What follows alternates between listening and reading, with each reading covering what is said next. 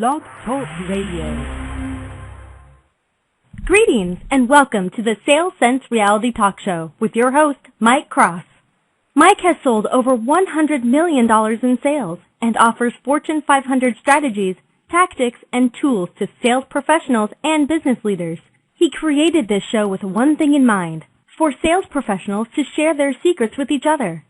Join us every Wednesday at 12 to 12:30 Eastern Time, or sign up for updates on Mike's mailing list at salessensesolutions.com. Mike appreciates you listening and wishes you good luck on your next sales call. Well, welcome. It's Mike Krause with the Sales Sense Reality Talk Show. I'm very excited to have Chandler from Leadership Dynamics here with us today from California. And he has had over 25 years of experience in business and management consulting, helping clients with strategy, change management, technology, process redesign, and organizational development. As a former partner at Deloitte Consulting, Del successfully helped clients plan and implement change around people, process, and technology.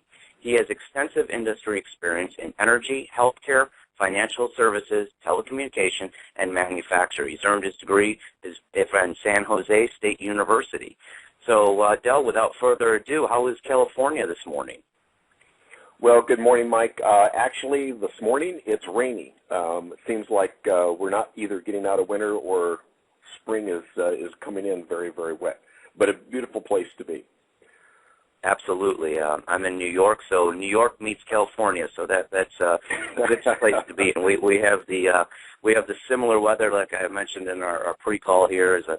Came from Orlando last night. We went from 88 to 48 degrees. It was unbelievable. So in a couple hours. So now share a little bit more about your background and what you do with Leadership Dynamics with the listeners. And thank you. Sure. Be happy to. And I realized the bio I sent you, I don't know if I even mentioned anything about sales. But I've been a management consultant and have been in sales, one form or another, for over 25 years. My background is I sell services. I don't sell a product. And that can be a little difficult sometimes of getting that picture in somebody's mind of what you're trying to sell them. I've been a member of large firms such as Price Waterhouse when it was just PW, and as you mentioned, a partner at Deloitte Consulting. The sales there was all about really CRM. Back in '96, when Gartner coined the phrase CRM, we three partners, we immediately changed what we were doing, brought all the pieces together that would form CRM, and started a practice that when I left about 4 years later, we were up to, I think it was about 100 partners worldwide. We were selling well over a couple $100 million a year and had consultants all over the place. I worked with sales teams at Infosys Technologies, which is outsourcing sales, and tried to lift their sales to a different level they were with. And I've been with some smaller firms. Started my career as a technologist and finally realized technology is not the center of the earth. But I've always been involved with people and about sales. And the people side is either building practices when I've been with a firm or helping clients go through major transformations, especially if you think about someone going into a major ERP system such as SAP. You don't modify or customize that package to meet your needs. You have to change your processes, and that's a major transformation for people. So today, I'm doing a lot of leadership development and really focusing probably this past year mostly on sales performance improvement, working with sales teams to get their skills up and lift their sales results. And actually, we're all always hopefully trying to do the continuous improvement model. I know I am. And in your extensive experience, how do you know, just to kick a question off here, how do you know what to really sell from the baseline? What have you found in your research and working with your clients? How do you know what to really sell? Yeah, very good question, because a lot of salespeople I've seen that maybe aren't as successful as others tend to say, here's a product or service I have. I'm going to tell you about it, and hopefully you'll buy it. What I sell is what I find out the client really needs. And it's not an easy task. It takes a lot of practice and discipline to get to that. But it's really, you need to sell in the client's world, find out what their needs are, and then figure out how your solutions can meet those needs, and that's what you sell. You have to sell the value of your service or product to meet what the client has told you they needed. Absolutely. And, Del, in my experience, that is the golden ticket. And it always seems to me, and I know you speak in front of groups and with companies, and everyone's always nodding their head when you and I speak like this. It's like, okay, of course, we do needs analysis, of course. But then when you go on a ride-along or you observe someone in a sales call, or then it seems to fall apart. And I'm always curious of why that falls apart. And then they go in there and they do start pitching their product. They do start just going in there as what you would refer to as a shotgun approach instead of a rifle approach. What happens? I'm always curious, and I wonder if you figured this out. Well, I think what happens is that people just haven't been properly trained of how to approach a client. What we do is kind of a 5 core selling skill approach. One is it's called open. That's really kind of building that trust, that credibility, starting off the relationship with the client, helps you get the appointment, get in the door. The next one is probably what I think is the most important, which we call investigate, and that's really identifying kind of those motivating buying factors. What is it the client really needs? And I have found going through that particular step that there's really 3 types of questions, and I think most everyone is very familiar with asking closed-ended questions. Do you want to do this? Is that right? Are there? You're always asking a question that unfortunately the prospect or the client can say no to. So what we do is try to get people to understand that there is a purpose for closed-ended questions, and that might be to confirm some information, get the heads nodding. But you really want to get into those open-ended questions and, more importantly, the investigative strategic questions. And I just don't think a lot of people have been trained to do that. I find out at times. I'm sorry, go ahead. No, go ahead. Well, and these are types of questions that maybe start off with words like, explain, share, tell, describe. I've been doing this for many years, and I find sometimes I'll get into the thing, I want someone to explain something, and I'll start off, would you explain? And I'm thinking, oh, well, the answer could be no. So it just takes a lot of conscious effort, but it takes a lot of practice to go through this. And really what you're trying to do is to get the client to talk, because you're going to get a lot of information out of that, and as we know, information makes you the king. But if you don't know what the client is really, what their needs really are, what they're really asking for, it's like the guy that walks in, opens up his coat and says, do you want to buy a watch? Do you want to buy a watch? Do you want to buy a watch? And the client's going to say no. So you really need to get into the head of the client. And we talk about being in their world versus your world. Your world is, I've got this product or service, I want to sell it. But their world is, here's what my needs are, here's what my motivating factors are. It's also important to find out how you can make that particular person successful, not just the company that you're selling to. Because it's all about relationships, right, Mike?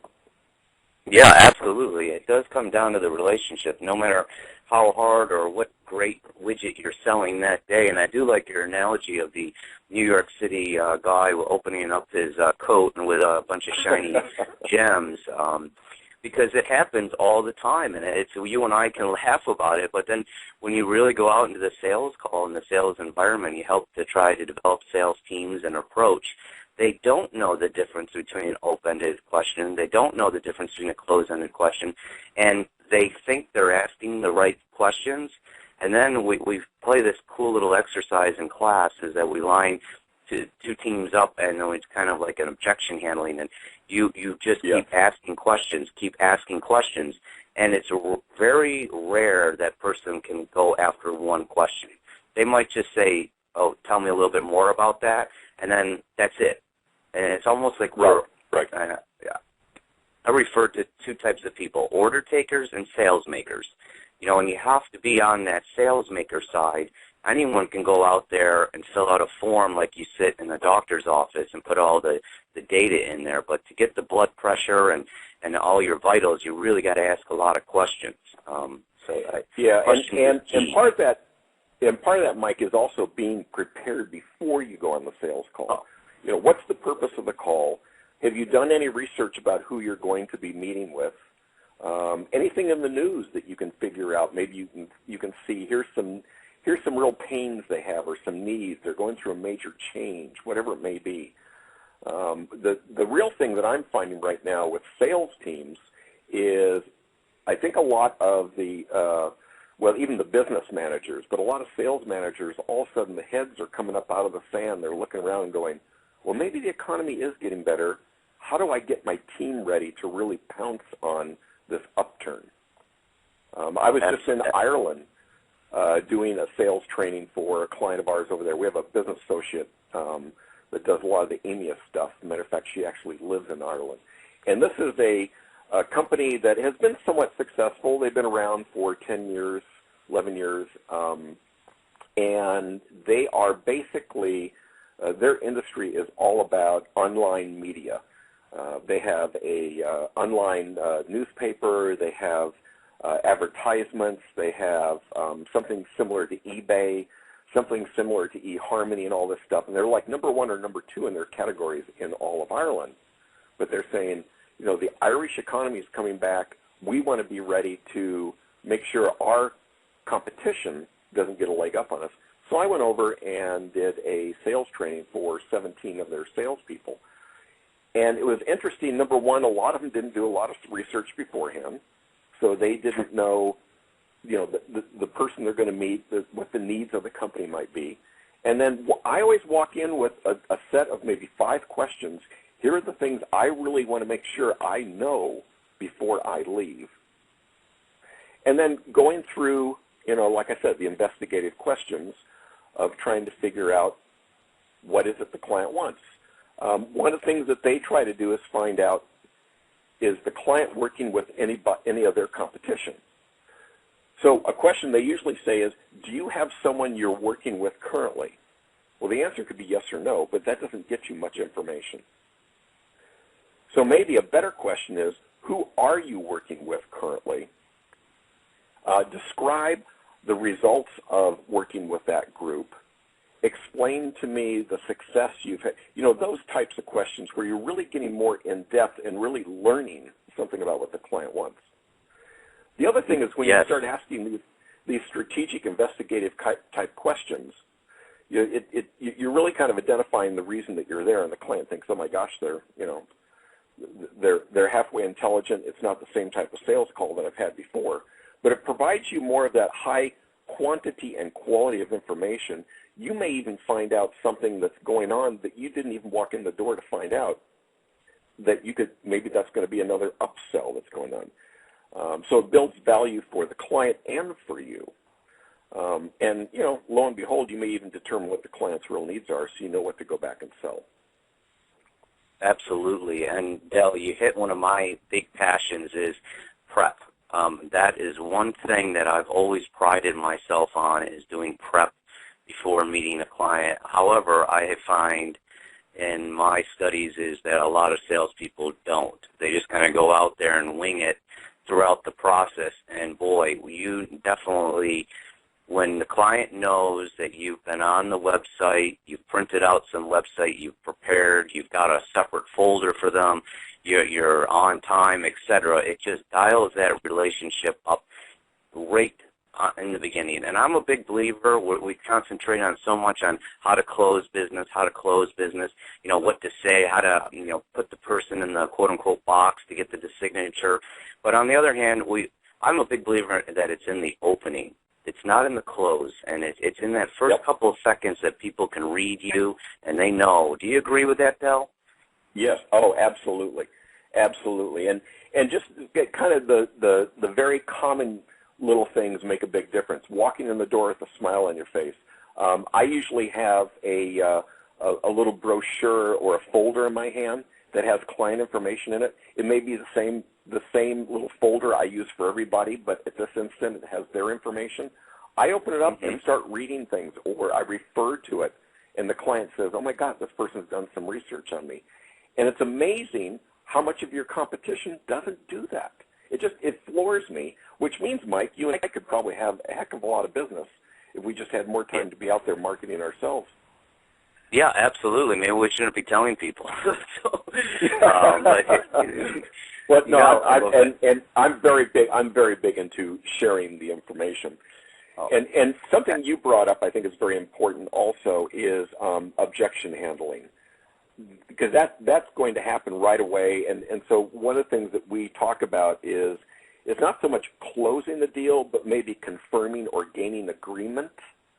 And you know, the head's nodding and they're ready to sign on the line. Maybe in the investigative part, you find out they weren't the true buyers. That's okay. Keep working with that person because they could become your coach or, you know, a big promoter of yours within the company.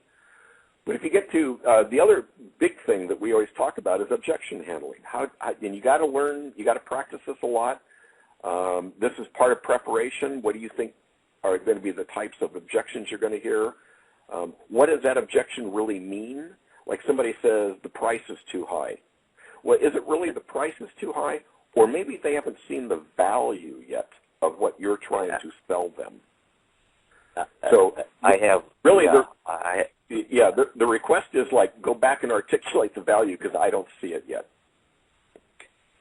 I agree, and I have an email box in my email that says bad sales reps, and just as a game, I say, well, you know, I email them right back, and this is all through email. I say your price is too high, and they knock down like 33% instantly. They haven't even talked to me yet, and I just it's classic to hear that is like when and they're trained, especially going back to say if you haven't met with a decision maker, still make them internal champion. I agree with that 100%.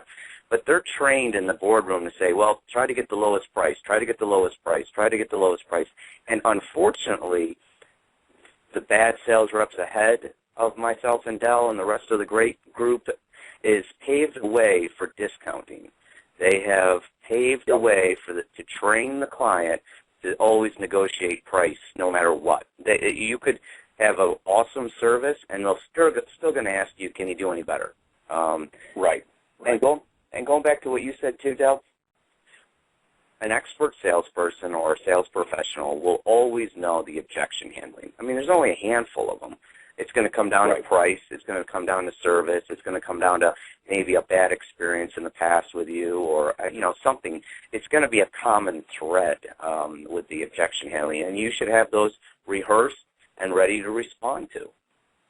Right. And by the way, if you had it on a piece of paper that was in this folder you walked in with the client's name on it, the client doesn't have to see what's in the folder.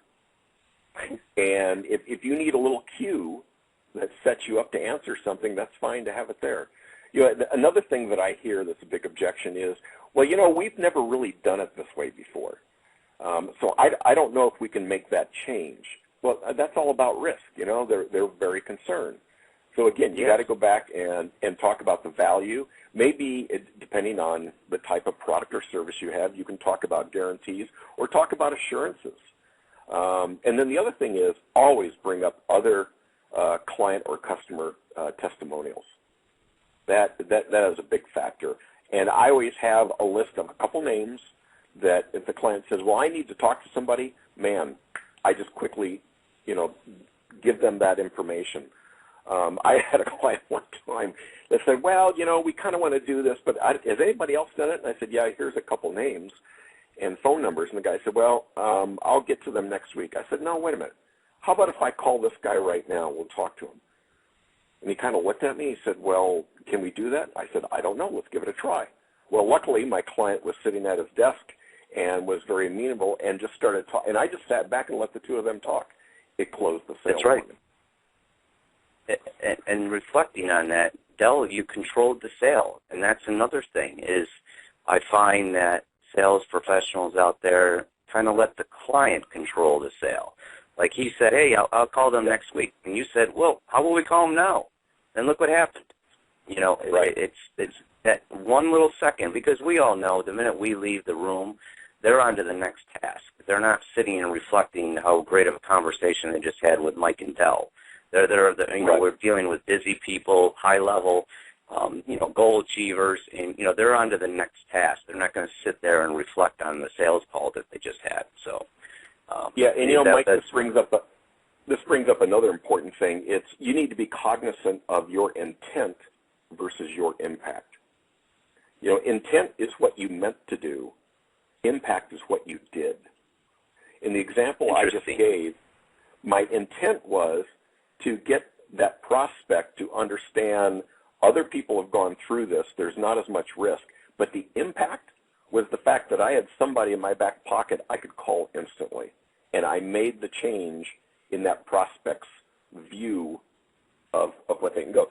So, you gain the greatest impact on your prospect by using effective questioning and to be prepared to do different things. Now, maybe you can't always call somebody on the spot, but what else can you do? There could be other things that you can do for this. So. Well, absolutely. And I was on your website, like I mentioned in our pre-call, is that, and I was doing my research on yourself and your company, and I was impressed with it. And you have video testimonials. How great is that? So you can send your prospects to there and go, yeah, we got tons of them. Here you go. And I think it's a very powerful tool to use video and video testimonials in today's worldwide marketplace. I mean, there's no question about it. So, actually, that goes back to another point, is there's nothing your client can do to stop them from looking you up. So don't be if you haven't done your research, don't be surprised that your prospect has done their research, and they might pull up your Facebook, they might pull up your LinkedIn, they might pull up your Twitter account or your website, and they might start asking you questions. So word to the wise, be careful what you put out there, because it's out there. Yeah, so, oh yeah, absolutely, absolutely. And I don't know if you saw one of the videos we have is, and it's kind of a little dated now, but it was the VP of HR at Hershey Corporation talking about how well they're doing and some of the products and services that we use, the tools that we use in leadership development, not only just sales, but the whole leadership spectrum. And he was saying, we really don't want people to know all the things that we're doing because we see it as a competitive edge for us. And I started to laugh the first time I saw that, because I knew in the back of my mind the other group, the other major corporation that uses the same products and tools is Nestle's, which is Hershey's biggest competitor. But it was interesting to hear, and I've heard this from a number of clients, that they get certain tools or tricks to help them either with leadership development, or like this group in Ireland I just did through the training, they just now feel like they're way ahead of their competition because they know their competition isn't doing this. And it's almost like they want to keep it a secret because it becomes for them that competitive advantage, because they now have different knowledge that that some of their other competitors don't have.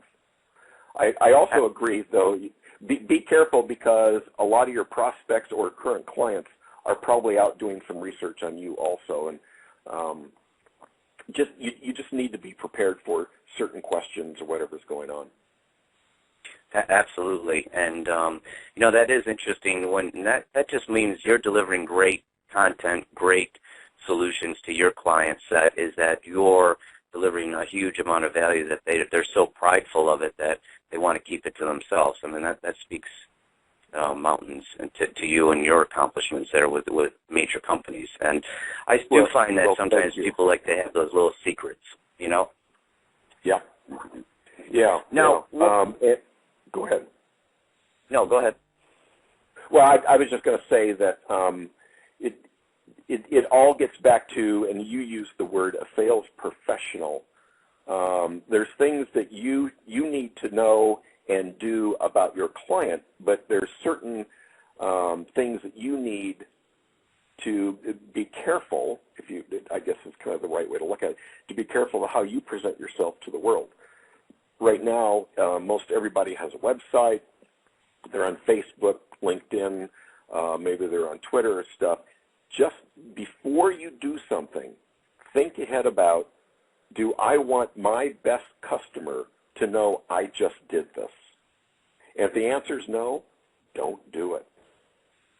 You know, it's almost like getting back to, if you're going to say something in public or do something publicly, is it okay if your mother knows about it? Well, in this case, is it okay if your best customer or client knows about it? Because as we all know, it's cheaper to keep clients than to go out and find new ones. So don't do anything to mess up what you already have. That is so true. And we've all heard about the emails that go around the world in 20 minutes, you know, and then someone's asked to leave, or the classic stories, because I've done a lot of training on social media, and it's, you know, oh yeah, I'm sick today, and then you're connected to your boss on Facebook, and you're at the baseball game, you know, in the afternoon, and then you come in the next day, and this is a true story. You come in the next day and goes, oh, how was your sick day? Then he pulls up on the screen your picture of you drinking a beer at a baseball game. So, you know, it's that transparent. There's no more hidden walls. So that's for sure. So, and maybe just kind of like at the end here, if you will. I know we're getting close on time. Yes. The quick tips that I think everybody knows, but honest to God, these are really real. Is you got to be prepared. Do your research. Like I said, I usually walk in with 4 to 5 questions of things that I really have got to know before I leave. So I make sure I get the answers to those questions. You know, and then you got to be flexible, light on your feet, because things will change as you're going along. Hey, I got this great plan of how the sales call is going to go, and it doesn't go that way. So you got to be, you know, pretty flexible. So you need to know your product or service very well, so you can answer certain questions. I remember when I was a partner at Deloitte, we used to make up 3x5 cards of that elevator speech, you know, that 30 seconds about what you do. Well, that's not just enough. It's great to start a conversation, but I would always use that information and then quickly ask an open-ended question to the client to get them to start talking. So that's the other tip is get the client to talk, don't you talk. And then at the end, it should not be, I'm going to close the deal. I'm going to gain agreement. I'm going to get a signature on a contract, but I really need them to be positioned to build that long-term relationship, because you don't want a one-time sell. No. You want that long-term relationship. And baked into that, too, Del, is the referrals, the referral piece. You know, that's gold. That is gold.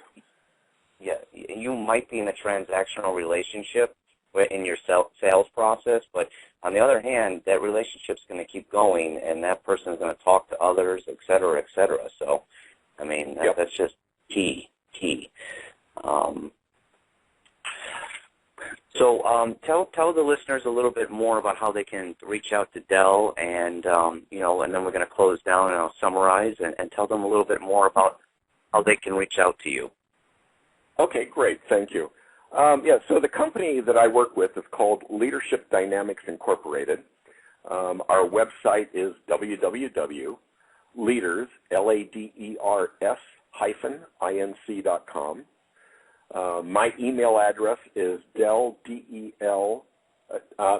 my email is actually dchandler, so it's D-C-H-A-N-D-L-E-R, at leaders, L-E-A-D-E-R-S, -inc.com.